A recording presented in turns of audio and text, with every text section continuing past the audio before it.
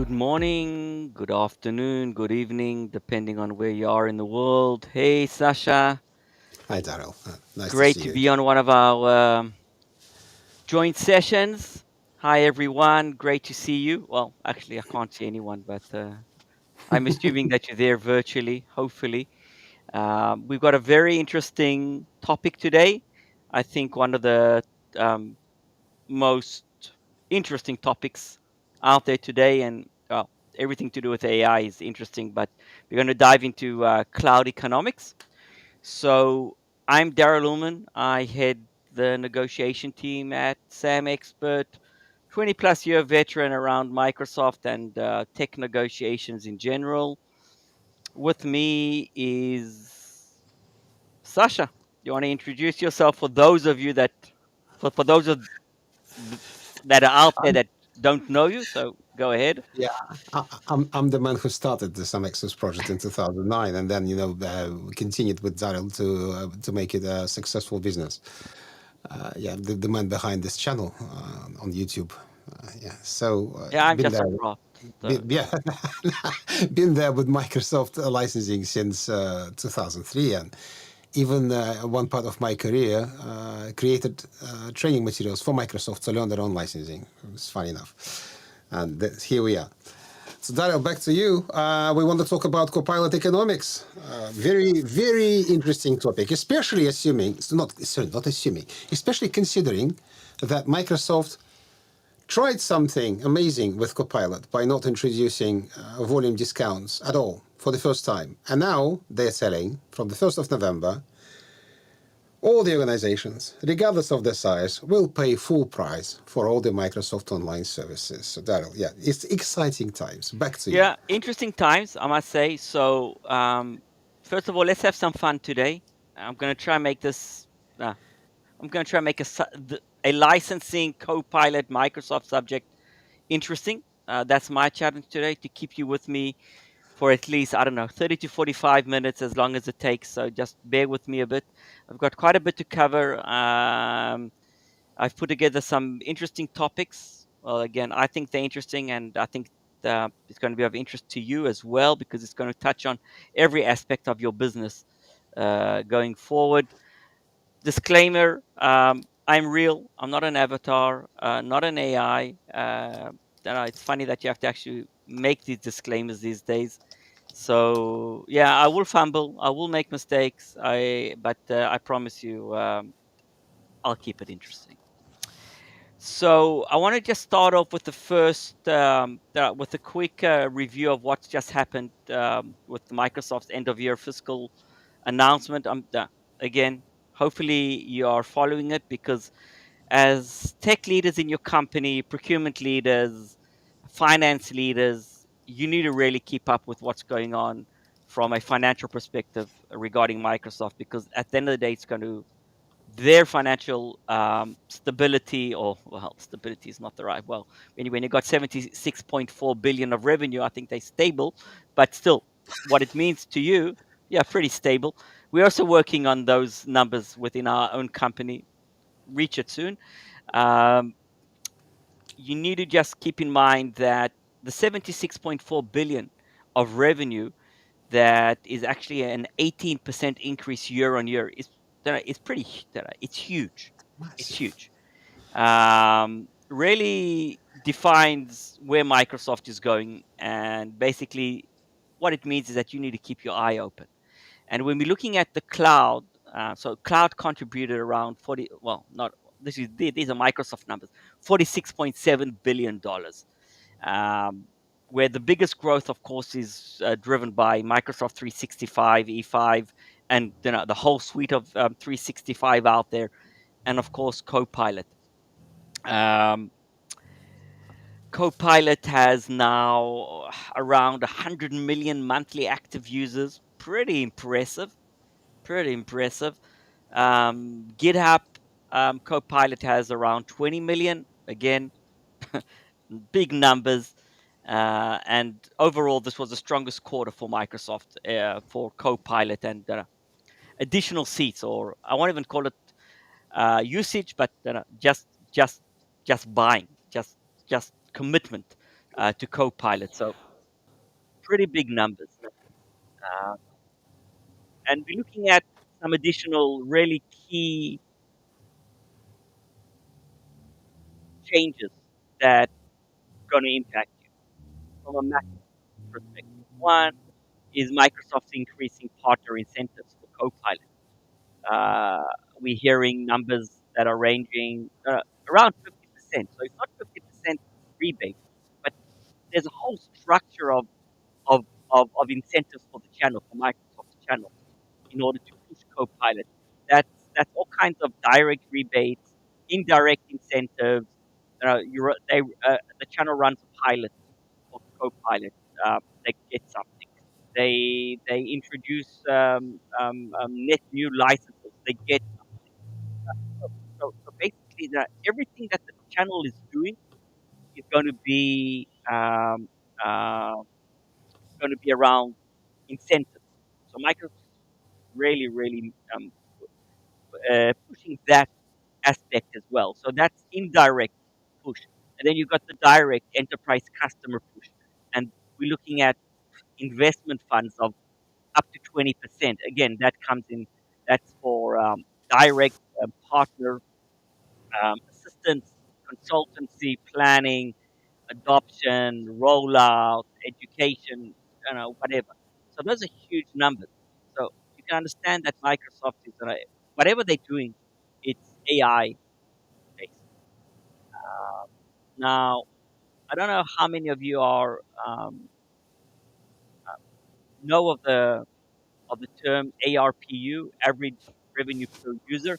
That's just a metric that Microsoft uses in order to track how much revenue they're making on a per user, basically on you and on everyone else in your organization. So Copilot is basically pushing that RPU, that revenue per user, really all the way up. So it's not about additional um, users in the organization. It's about maximizing the current users and just adding on additional revenue. And we'll talk about a new metric uh, in a few minutes around AI agent revenue. So interesting stuff. Another I would say substantial note that came out of Microsoft that's also going to impact everything from Copilot to 365 to everything else that you're doing is that from November 1st, 2025, Microsoft is putting into play, in my opinion, the biggest change to enterprise agreements in 25 years. And basically, they are retiring the A to D price levels. So EA's had A to D price levels. A was the lowest, B was the highest, like waterfall discount just increased. Basically, Microsoft is aligning prices. So you're going to have one price list, regardless if you are a 2,500 user account or you are a 200,000 user account or large. Meaning discounts are going to drop. Going to be difficult to negotiate, and overall, it's going to be interesting times for end customers and more profitability for I I have a couple of questions, Ariel, for you. By the way, your audio suddenly dropped in the quality, very unusual. I've never seen or heard this before. And I'm back, But but now you're back. okay, okay, Now it's much better. thanks. A couple of questions. So maybe even more, but let's start with the simple ones. Although I'm Let's putting you on the spot. start slowly, I'm please. putting you on the spot. So first of all, what Microsoft is doing with kind of shouting everywhere, "Oh, Copilot is successful. Sales of Copilot are successful." Is it real or is it smoke and mirrors? And connected to that, I mean, I know the answer, but I want you to tell to the public what you're seeing in regards to adoption. Whether Copilot has finally taken off. I mean, how long can it take? Licenses are being sold, licenses are being bought. Microsoft is reporting fantastic revenue. Is it real? Because one of the things that we have on the our maybe I'm jumping up front in our title is ROI. Is the ROI, and what I want to kind of ask is even more in depth. why, what are they doing? You know, what are the motivations behind all this? And secondly, the other question again with the why are they doing this? Why do you think they are aligning the prices across all the organization sizes, removing guaranteed discounts and making them negotiable discounts instead? Are they feeling cocky, or is it they actually just need the money? What's happening? Sasha, Yes, you like bundled 3 or 4 different questions into one sentence. Now I need to break it down. Okay. please So, do. Yeah, yeah, I let's start never make your slowly. job easy. You know that. No, no, no, no. Let's start slowly. Let me just address the ROI piece, and then everything else that you've just asked, I'm going to discuss in a few minutes, and I want to just break it Amazing. out. So excellent questions. Yes, you put me on the spot, but yeah, I'm prepared. So, um, on on the ROI side, I want to just differentiate between return on investment for the end customer and Microsoft's actual consumption numbers and revenue. Two different things. Yes, the numbers are at least from my from the customers that we work with. Yes, I can believe there's over 100 million monthly active users. I can actually believe that number, taking Microsoft at face value, because I know that we are seeing increased l- licenses, part of every enterprise agreement, that we've been working on for the last 12 plus months. So yes, I can believe those numbers. They are active in some manner. They are using the product. I'll talk about monitoring active users, and some analysis tools out there, good, bad. So yeah, I'm actually going to cover that. Um, Revenue is up, definitely. So Microsoft's making a lot of money on this. And regarding the return on investment for customers, I'm not sure it's there yet. So what I'm hearing in the market, talking to customers, talking to peers, very difficult to very difficult for end customers to prove that they are seeing the benefit, that there is clear analytical numbers showing return on investment. I don't think it's there yet. I hope for everyone's sake we're going to start seeing those analytics and those numbers and that feedback coming in the next 12 months. I believe it should be coming. Again, AI is here to stay. I think it's just a learning curve for everyone. But yes, Microsoft is now ahead of the curve with at least basic activity. Um, they are growing on consumption. Just look at the GitHub CoPilot, approximately 20 million users. So you can just understand what kind of development is going into the next generation of AI agents. Um, so yeah, huge growth. ROI, we shall see about that. So, where is all of this going to meet you? Coming into Microsoft's fiscal year 26 or your H2 of 25? It's Microsoft's H1 of 26, or is opposite? One, Microsoft sales reps have got a higher revenue per user targets out there. Very high incentives to drive Copilot on the reps on the Microsoft Teams scorecard and on the channel scorecard.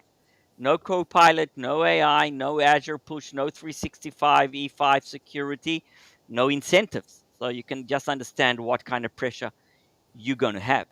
Um, and the new EA pricing framework, paradigm change, high expectations internally within Microsoft for increased revenue.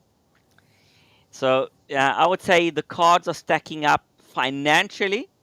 I'm not financially, commercially against you. Let's be honest. From a tech perspective, there's a hell of a lot out there. There's a lot to benefit. The question is, can you benefit? When will you benefit? And the value of that benefit. of everything Microsoft is rolling out there. So I want to just touch on a number of things, and the first thing is basically the whole licensing um, environment, where we used to look at. Well, we started off many years ago looking at devices. For those of you that are old enough, um, and then we moved. Well, yeah, well, devices was the main metric. Then we moved to user-based licensing as a metric, and now we're actually looking at the evolution or revolution in this case, absolutely AI agents. So basically, Microsoft's licensing strategy is evolving beyond human users. That's key to understand where licensing is going, because I know licensing could be a boring subject, and people say, well, licensing is part of the past, and now everything's consumption, Azure cloud. Now, licensing is the engine behind Microsoft's revenue and every other software vendor out there. So yeah, we need to still talk about licensing. If you're managing a commercial relationship with Microsoft and you are responsible for any type of expense related to Microsoft, you need to keep in mind we're still around the world of licensing. So, if traditionally revenue was tied to per user licensing from the days of Office to Office 365 to Microsoft 365, the next phase is really AI agents. And really, some of the recent announcements confirm this direction. So I'm not making this up. I'm just connecting the dots, basically. So each AI agent today receives an intra ID, so it's treated as a full identity. Agents are managed via Intune, Purview, conditional access. Usage analytics are built into CoPilot control systems. Basically, it's just enabling billable units, and agents can operate with embedded knowledge sources, really independent from human users. So this is the new era of what I call ARPAA. So we had the ARPU, now we have ARPAA model, average revenue per AI agent. So Microsoft is basically invented, and they basically invented licensing 40 years ago plus. Now they are this is a revolution of licensing. So this is the average revenue per AI agent. So basically, what we're going to see is that there are going to be agents, like a basic agent license is going to emerge with an advanced agent, and so on and so on, where we are predicting that a basic agent is going to be costing you around $15 to $25 per month. Advanced agents are going to be around $35 to $50 per month. And then you have these autonomous co-pilots with a base fee of consumption charges, tokens, API calls. I don't know, you name it. Smarter people are out there that are actually putting the dots together. So we are on the edge of a licensing revolution. What it means is more productivity, potentially ROI. Go back to Sasha's question, and increased cost for you. Again, this all needs to be managed. Um, Keep in mind that deploying agents requires broader stack of E5, Entra governance, Intune, Purview. Uh, yeah, well, we all know compliance and security is like top of the list. It comes with a commercial number behind it. So basically, this is the paradigm shift that we're looking at. So we're looking at digital workers, the age of digital workers, digital licensing, digital revenue. This mind, it's a bit of, it's mind-boggling. I've been talking about this for a few months now, and sometimes when I listen to myself, it just sounds crazy that this is the world of licensing that we're going ahead with, and I don't think that organizations are actually ready for it. Um, Nobody's really prepared for the increase in costs and what this entitles. I'm not even talking about governance, management. The organizations are just starting to get a handle around FinOps or cloud economics, and now you've got these AI agents and Copilot and everything else metrics coming out. So yeah, interesting time. Sasha, can you still hear me? How's my voice? Yeah, everything's good. I would have told you. Everything's Okay, good. thank you, thank you. Your audio is great. Absolutely. It's interesting topic you just raised about the Copilot requires a lot of other things, and it's not just $30 per user per month. It's it's implementation fees, training fees, additional licenses and products that it requires to run on top, uh, security, governance. It's not actually $30 per user per month if it's done properly. No, it's not. Actually, you've just jumped on my next topic, and that's the real cost. And and and the real cost is not $30 per month. You're absolutely correct. It's much much higher. You're looking at basically potentially moving. If you're on E3, it's moving to E5. If you're on F1 or F3, you need to add on security components. So even the um, frontline worker SKUs need to add on additional security components in order to be aligned or eligible for Copilot. Everything to do with all the security compliance add-ons, drop it in. So yeah, it's just basically Microsoft um, maximizing that average revenue per user or the new AI revenue per agent. It's like adding on layer over layer after layer. I had a conversation earlier today. Um, Again, I'm trying to make this session uh, as interactive or at least as interesting as possible. So I had a conversation today with a customer of ours, very large customer. Large, when I mean large, I mean over 100, users. And they are in the process of evaluating, starting renewal processes, looking at cost and everything. And the 1st of November announcement like hit them in the face, completely out of the blue. Nobody expected it. And one of the things that um, the procurement exec that was on the call today basically turned around. Well, not to me, but to the team that was on the call, and basically she said, "I need to bring this up to the executive board.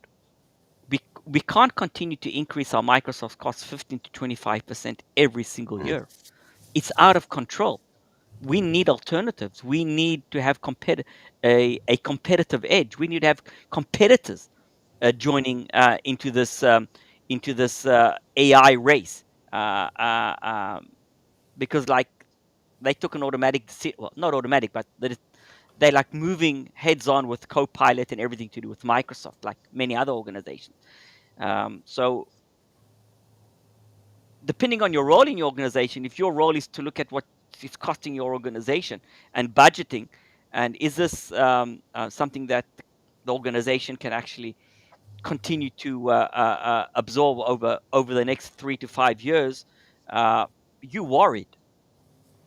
And then you have the techies and business that big hype, they only left behind, so on and so on and so on. That like they want the best of everything, but then again, okay, there's still a budget. You're running an organization that's got an increased cost per user for Microsoft for something that you're not exactly sure where the ROI is and how much it's actually going to be. So um, it's going to make some people's days and nights restless.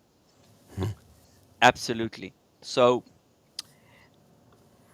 you talked about ROI, Sasha, and I want to Yeah. just talk about a bit about um, the, how Microsoft is marketing um, the return on investment narrative compared to the actual ability to track it. So Microsoft basically, and this reminds me, they talk about productivity.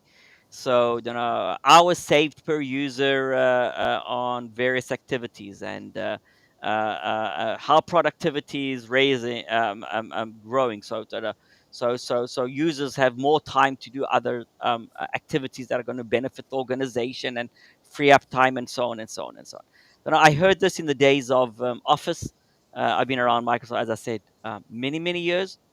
And I remember when Microsoft came out with tagging.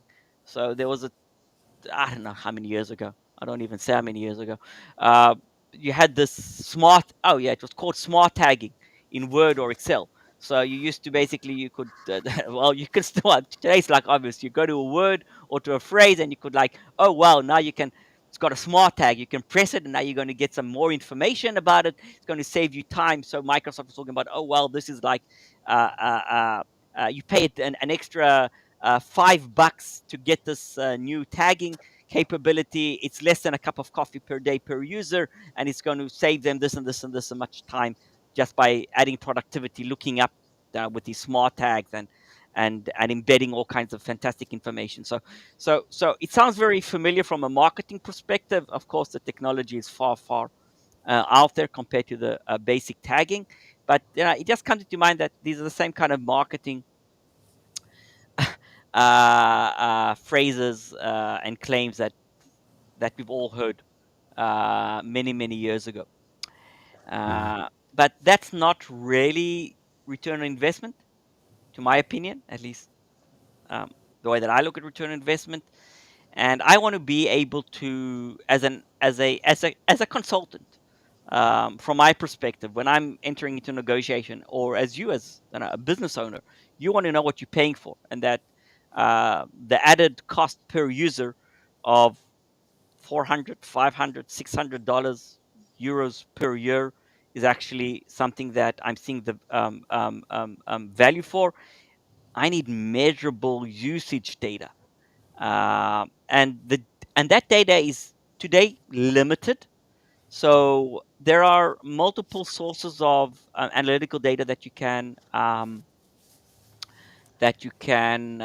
get straight out of the box, basically. So you got the Microsoft 365 Admin Center. It shows enabled versus active users, adoption trends, totals, prompts, so on. You've got the Viva Insight Copilot dashboard. Sorry, so basically, it adds adoption by group, sentiment analysis, action breakdowns, limitations that include basically reporting delays, licensing thresholds, privacy, and some there's the privacy filters around there. And then if you add on Power BI advanced reporting, that basically enables deeper correlation with businesses, with business outcomes. So basically, that requires more integration, more customization, but it starts to bring you some information that you can begin to take some decisions on, basically who's using, how they're using it, when they're using it, and so on. But again, that's not real return on investment. It's just pure analytics of what people are doing with the tool. So you can fine tune your licensing requirements and so on and so on. Um so again, these are early days of ROI. I think ROI is going to come into play once we can actually measure, I don't know, uh, increased customer satisfaction from your call center, because you are able to provide a quicker response using Copilot and other AI tools, more accurate response. You're saving people time. You're giving your customers a better experience. So that's the real return on investment. Very difficult to actually get those analytical data as a techie if you're negotiating. So it's going to require you to have a much closer discussion with the business. So procurement, IT, and business need to come together and really understand how this is impacting the business. Sasha, you want to bring up a This is note? a very unusual Please. comment. Actually, our viewer, Daniel, is asking, how can I convince my company to buy me Copilot because it's essential for me? Well, Daniel, by the way, if you don't mind sharing, I would really want to understand why it's essential, because essential is a strong word. And if you actually know the business case, then that's basically your solution. I know it's just high level. Daryl, do you want to take this? This is an interesting view on Copilot, because we usually tell about, be cautious, don't buy too many, be very careful with implementation. And now we have a comment from a person who actually wants Copilot. So this is an interesting question. I usually hear exactly as you said, the opposite. Everybody's like pushing. Execs are pushing. They don't. Execs have a notion of the feeling of FOMO, a fear of missing out, and I can understand it because there's so much hype around it. So Daniel, this is I don't want to say a unique, a unique situation, at least from what I'm hearing in the market in the latest.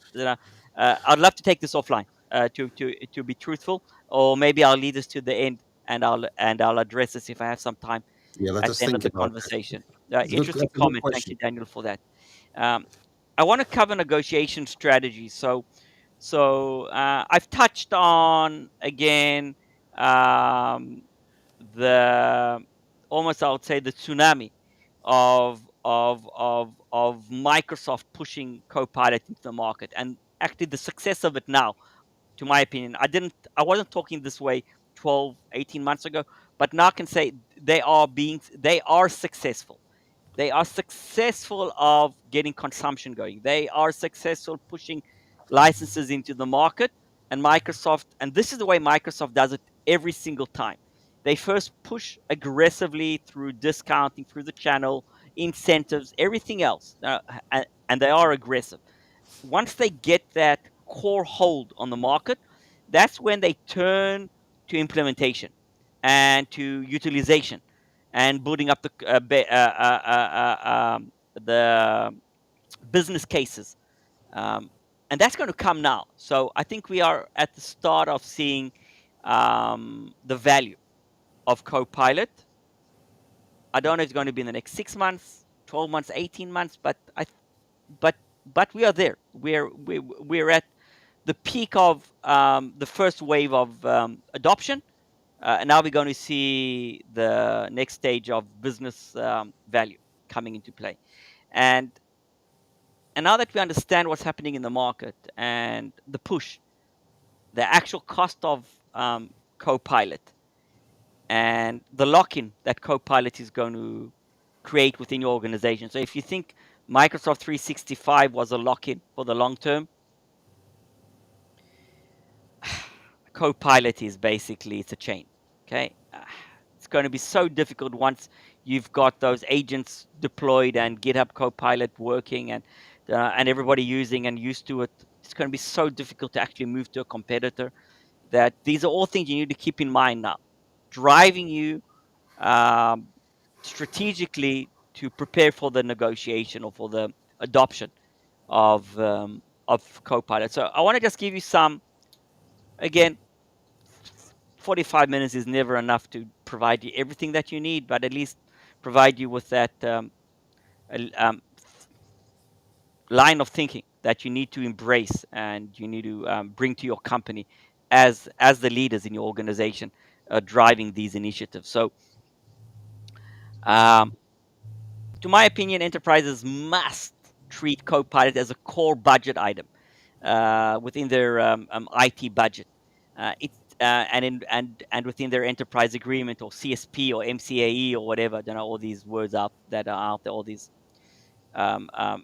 procurement options out there. It's not just an incremental add-on. It's not another security add-on. Don't view it as adding Intune or I don't know, Purview or whatever's out there these days. This is strategic, and if you don't understand that this is strategic and you don't take control of it, your budget's going to be completely um, out of balance. So one, you need to control the sequence. Um, just do not allow Copilot to be positioned um, as the anchor early in the negotiation. So I don't know if you all of you understand the concept of anchoring. Anchoring is basically it's like an anchor, don't know, middle of the sea. Throw out the anchor of your boat. Now you're not going anywhere. So Microsoft tries to anchor the first round of negotiations with CoPilot. Um, so my recommendation is try and secure the baseline discounts and the terms initially, and only after you get some kind of traction, only then open the Copilot discussions in later rounds. So try and push Copilot slightly forward. Don't get Microsoft to anchor quantities, or definitely not large quantities at the start. Uh, Open up everything and try and push Copilot to round 2, 3, 4. I will challenge prerequisites. So Microsoft often ties Copilot eligibility to upgrading from E3 to E5. Yeah, enterprises should present a total cost of ownership analysis. And you really need to look at what that cost is going to be, what that incremental cost is going to be. Ask about the value of the forced upgrades, basically E3 to E5. What are you getting there? There's so much with I was going to use the wrong word, well, the right word, but the wrong word for this presentation. There's so much in E5 that you're not even using, or that you're never going to use. Just verify that there's value there, and push back on Microsoft um, in that regard. Demand flexibility. Um, so you need to negotiate multi-year opt-in clauses. Basically, what I mean is phased adoption rights, price lock-ins. So, for example, if you're a very, very large organization, don't commit for 50,000 seats upfront. Commit to 5,000. Ask Microsoft to get some boots on the ground and assist in deployment, in improving business and productivity gains. First, building rights to expand at the same unit price. So think gradually. Be smart in your acquisition. I would also link spend to existing commitments. So again, you should look at your Azure Mac commitments. You should look if Copilot potentially can offset some of those commitments. You might be double counting cloud spend in various aspects. So again, something that you need to just keep your mind on. Um, Try and Microsoft's got this no discount stance approach on Copilot. Basically, take it or leave it. This is the cost. Very well, not exactly, because there are discounts, large acquisitions, large commitments, big customers get discounts. But again, these are not the old day EA discounts that some of you are used to. Minimum discounts and mostly none. So basically, there's a way to. So the SKU is going to be potentially maybe fixed, maybe with a small discount, but there's value that can be achieved in other areas. So areas like pilot funding, favorable true-up terms, funding for a rollout through a third-party partner, and so on and so on and so on. So there's ways to offset the cost that are not direct through discounting. I'm going to say something that should sound trivial, basic, that you do every single day, but for some reason it's missing many customers or many organizations in the enterprise sector, and that is actually running an RFP. Think about it. You are introducing something maybe bigger than your ERP system, bigger than SAP or Oracle into your organization. And have you actually got criteria? Do you understand what you need? Have you run a RFP? Have you done some kind of competitive analysis? What we're seeing is like almost like an automatic evolution of Microsoft 365 Office. So, okay, so we had Office, and then we added in Office Standard. Then we went to Office Professional. We went from Office Professional because it had some great features. Then we moved from Office Professional to 365. We started with E3, it evolved to E5. This is not the case. This is, to my opinion, as big as as big as a ERP implementation for the long run when you look at the implications of this. What about a RFI first and then an RFP? Where's the old school approach, prudent approach, evaluation of what your requirements are? One, it's for you because I think it will raise excellent questions internally. Second of all, you're building a competitive option, a BATNA, a best alternative to negotiated agreement, um, with Microsoft. All of a sudden, you might actually have some leverage. There's some good tools out there. There's Google Gemini. There's Watson X from IBM, Amazon Q, OpenAI, of course, and everything that comes with that. So there are options and there are niche solutions out there. So a bit of old school thinking is absolutely in place. Um,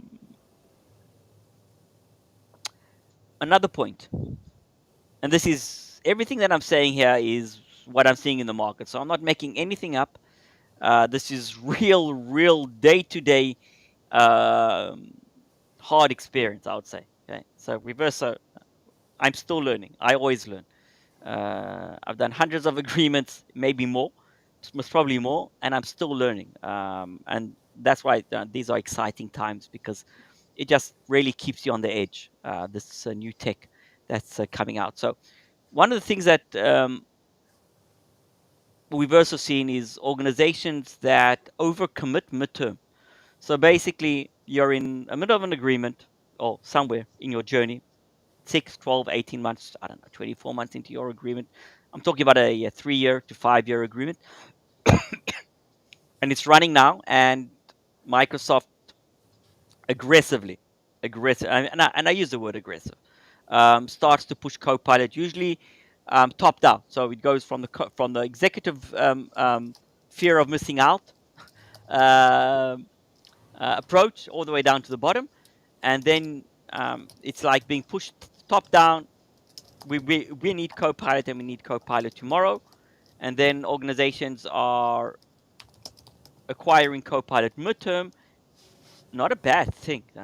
You need to start using the technology. You're not going to wait until the end of your contract. I'm not saying wait, but you need to be prudent. So my recommendation, and this is from Battle Scars. Don't commit to substantial Copilot seat expansion midterm. Commit small numbers with growth. Don't commit without getting renewal advantages. So you want now midterm to get commitments on your renewal. That means um, pricing, discount. Pricing and discount sometimes comes to. It's not exactly the same.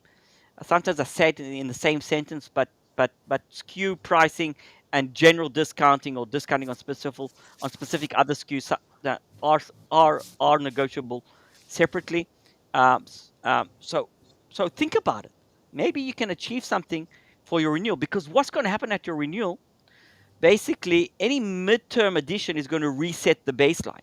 So it's going to erode your AI leverage and your negotiation leverage. Microsoft is basically expecting you to increase your commitment from the new baseline, not from where you were prior to the adoption. They won't remember that you didn't have Copilot. They will look at the baseline and now, okay, fantastic. You've got the baseline. You're paying 2 million, 3 million per year now. Fantastic. We want a 25, 35% increase on your adoption coming into your next year. Oh, you're not going to grow by 25, 35%? Well, that nice discount you got 12 months ago, forget about it. We're not going to give it to you. So, and this is what's happening. So this is not, this is real life. Keep this in mind, and aggressively. Microsoft's aggressive. You know what? You need to get aggressive as well. Aggressive and smart. Smart. So basically, keep keep keep in mind the midterm commitments. Lock in benefits for the long term. Not only what you need today, but keep in mind time goes quickly, and you might even be in the same position. So it's going to be your problem to solve um, going forward. So I've got a few minutes. I want to start wrapping up. What's it? Yeah, 1:45. So I'm going to start wrapping up. Uh, Sasha, you got a question, or you want to just, wait? I, w- I want to just wrap up. I've got a few more points I want to Yeah, please. discuss, and then yeah, if you got any questions, or um, the people that have joined today, I'd love to answer any of them. So just maybe a quick, let's call it an action plan summary. Um, One, just assess your readiness. What I've just discussed about business requirements, review governance, compliance. Even look at tenant hygiene. If you're running if you're already running substantial numbers of Copilot, see who you can remove through the various uh, analytic data that I discussed previously. Also, basic, but again, I need to say this because I'm missing it when I talk to customers. Just ensure your organization's technical and operational ability to scale AI deployment.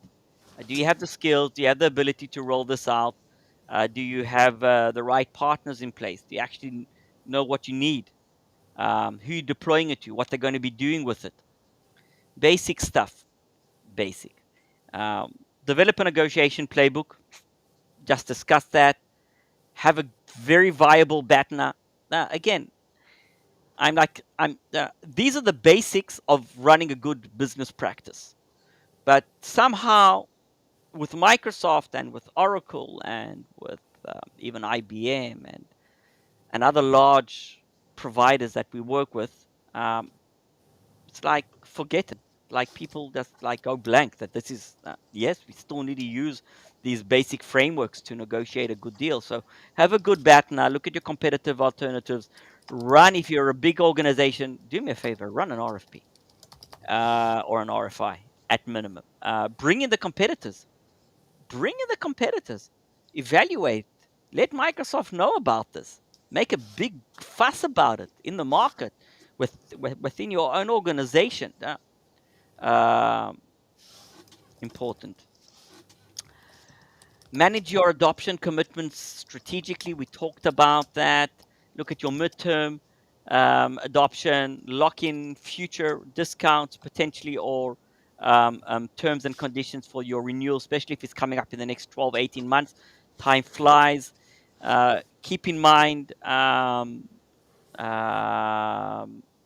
everything to do with AI agents that are coming out. So these are strategic budget lines. It's really new, but I would start preparing my organization for it. So have these discussions internally, um, build awareness. And again, you are the leaders for your organization. You are the ones that carry the knowledge and the know how. They are just hearing the news, basically. The decision makers, the business decision makers, they don't understand the financial implications of where you're going. Nobody does. Well, most people don't, actually. Microsoft does. Maybe the only one that actually do.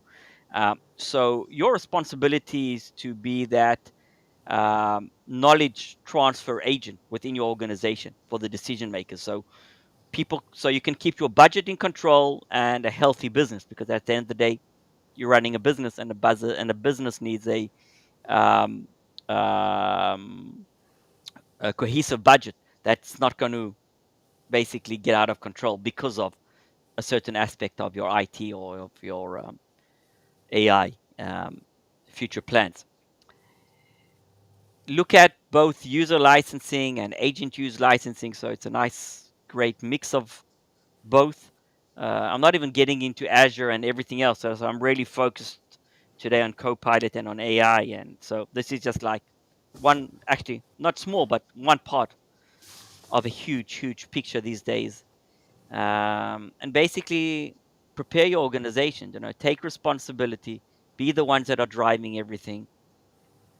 Understand that Microsoft's Copilot and AI is really key to their growth.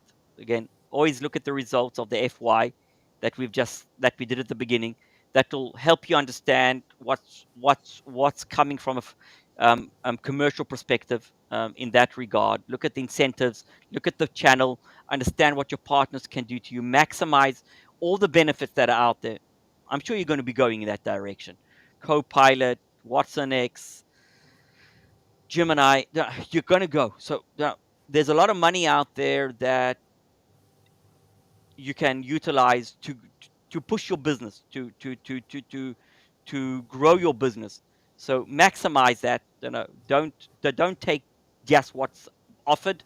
Expand the pie, and be creative when you have these discussions. So get out of the mindset of, can I get a 3% discount, a 5% discount? That's a very narrow mindset. You need to expand that. What else can I summarize with? Basically, I would say new era of licensing, stay strategic, and yeah, watch out for the 1st of November price increase. It's going to hit you.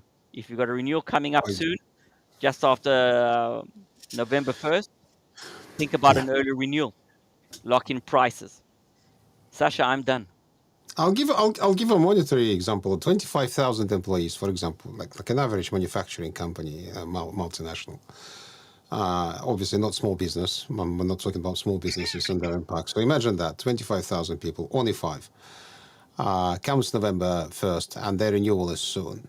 They're gonna be asked to pay $2 million a year more. So that's real. What was previously just on the price list cheaper, now it's not cheaper anymore. It's plus $2 million. So that's a real number. But I want to go a bit on the tangent about just discussing what Daniel asked and the whole story about the ROI around Copilot. The problem is not ROI on one license of Copilot. For example, what we in SAMexpert, we are keen AI users. Daryl uses it. I use it a lot.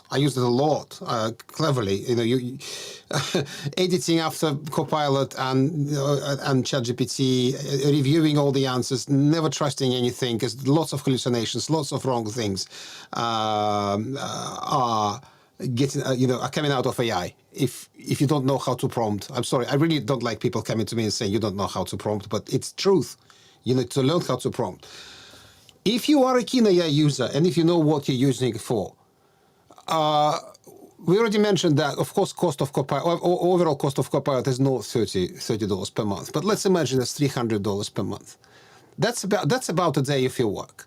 If you can manage using AI in a clever way, assuming it works, and I'll talk about it as well, a few sentences, assuming it works, it's very easy to justify, because if you can save a day, that's your 1-to-1 ROI. If you can save 2 days, that's your 2-to-1 ROI. And if you use it on a daily basis, that save you hours one day, hours next day, hours. If you have a method to measure it, that is how you prove it. And I believe that we're all expecting AI costs to go up, because right now they're just trying to kind of put the stake in the ground, anchor, as Daryl said, and the prices will go up. Everybody's losing money right now on AI. Nobody's making money on AI, even Microsoft. They're making money overall, but AI is a money burner right now. The problem is with ROI on projects and implementations. On you buying 1,000 licenses and only 5% of people actually using it. And Daryl also mentioned already that there's no real measurement right now for usage. What you see in Microsoft's Viva Insight and whatnot. You suddenly just click tab in Outlook and you're an active user. Or you summarized one Word document in a month, you're an active user. Is that really active usage? Is that ROI if you summarize the 5-page Word document in a few sentences? Who knows? Maybe. That's what the problem is. And the problem is also trusting too much. Copilot is not a single make me happy button, make me stop working button. I just want to be controlling. I'm a manager of AI. I just want to control AI. It doesn't work out of the box. Don't trust me. Browse LinkedIn. Look at people who post actual problems with Copilot that can't your own Copilot that is connected to your account can see events in your calendar. Seriously. So that is why it fails. When it's massively deployed without good proof of concept, understanding the why, not just because everybody else has it, the why. And that is, if you understand that, that can empower your negotiations with Microsoft when they tell you, just buy a bright future. 2 points I want to just finalize with. One, I'm going to say something that might upset quite a few people um, regarding ROI and counting number of saved days or hours. Copilot potentially can make people lazy. Now, the big question is, and this is just nothing to do with commercials, is that if your users are saving X number of hours per day because productivity is increased, are they actually using those free hours in a productive way to Question. increase your business productivity? Business productivity means increased sales and higher customer satisfaction. Now, that is the metric you need to evaluate. Not how many hours it's saving you. Is it enabling your end users based on the time that they're freeing up to provide a better service, higher value to your end customers, and increasing your revenue? At the end of the day, that is the only metric a business cares about. Are we making more money, or are we saving from the bottom line in order to increase our margins? Simple economics. Nothing's changed in the economics of business. That's one. The second point I want to leave you with is that if you look back at the average revenue per user and our average revenue per agent, AI agent, Microsoft's average revenue used to be per user around, started off 20 plus years ago, around $200, maybe 300 on average because commercial discounts and average customer. Let's say $300 per user. That was the average income. With Copilot coming out and with everything to do with 365 and security, and we are far above, to my opinion. I haven't done the actual calculations these days, but top of my head, I think we're reaching the $1,500 per user. Now, $300 per user, 15, 20 years later, $1,500 per user per year. Have we increased our revenue in the same proportion as a business? Are we making that much more money? That's the kind of understanding you need to take back to your organization. That's the kind of discussion you need to have, because I think that puts everything in proportion. That's all I have for today. I'm done. Thank you very much, Daryl. Do you want to kind of quickly go through the questions in the chat if you want to take anything? The only one that Aneta is asking what the market average unit cost is for Copilot. So again, we're still seeing the $30. Really depending on the size of the organization. There are discounts out there. I'm not going to say there aren't. Anywhere between 3 and 15%. Again, I'm giving you ballpark numbers because it really depends on the volume. But what we are seeing is a decrease in discounts. So where discounts initially were much higher, like any other product, once there's adoption, Microsoft is dropping the discount rate. So, any other questions that I've missed, Sasha, that you want me to? No, I I think think that that will was be I that think will that's the only be. one that's and we're out of time. Thanks everyone for being here. Thank you, Daryl. I was keeping quiet because even for me it was interesting to hear your wisdom for all your years in this industry. And I hope everybody else got something from today's session. And if you want our help with negotiating your next Microsoft position, getting those discounts on Copilot, you know where to find us. Thank you very much, and have a great remainder of the week. And Thank you, goodbye. everyone.